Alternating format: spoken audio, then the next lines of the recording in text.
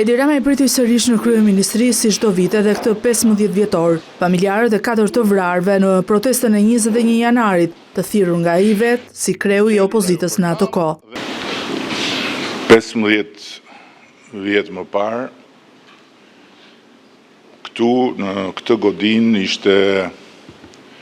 barikaduar një hordhie armatosur. Por si çdo vit, kryeministri kujtoi se si u qullua me plumba të vërtet nga Garda e Republikës, e urdhëruar sipas tij nga kryeministri asaj kohe, mbi protestuesit e paarmatosur, të cilët po shpërndaheshin. Njeriu i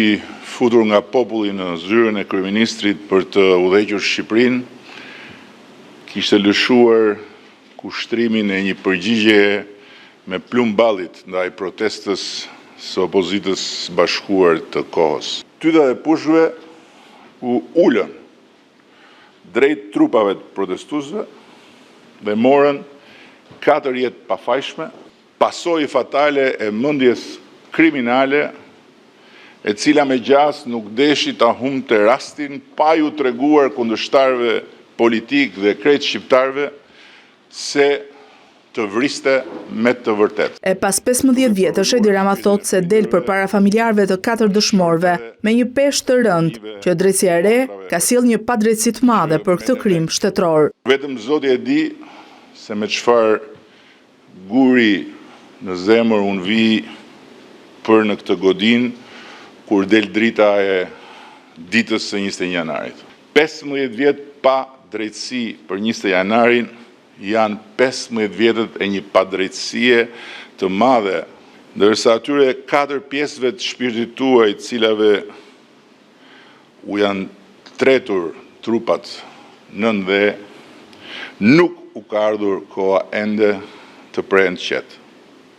sepse as përmbysja e sistemit vjetër të drejtësisë, as pavarësimi i pushtetit gjyqësor, dhe as rënja e kultit të pandëshkueshmërisë së individëve të veshur me pushtet politik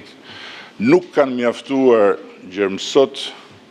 për ta zhdukur hijen e padrejtësisë mbi 21 janarin. Kryeministri kujton Spakut që është ende në fazën e hetimeve për 21 janarin, nxitimin e madh për të futur në paraburgim zyrtar të lartë, ndërkohë që për krimet kryera në bulevardin Dëshmorët e Kombit, ritmi i tyre është një breshke. Ndërkohë që kur i është dashur, ka hetuar dhe ka ngritur akuza pa humbur asnjë vit për çështje të hapura edhe me një letër anonime, apo ka konsumuar kohë dhe energji me vite duke mbajtur peng me interes shtetëror dhe punonjës shtetit,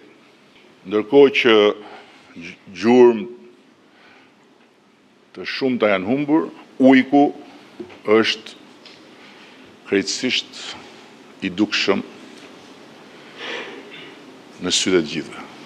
Pas fjalimit, si çdo vit u bën omazhe në vendet Kuran, Ziver Veizi, e Kuran Deda, Alex Nika dhe Faik Nurtaj.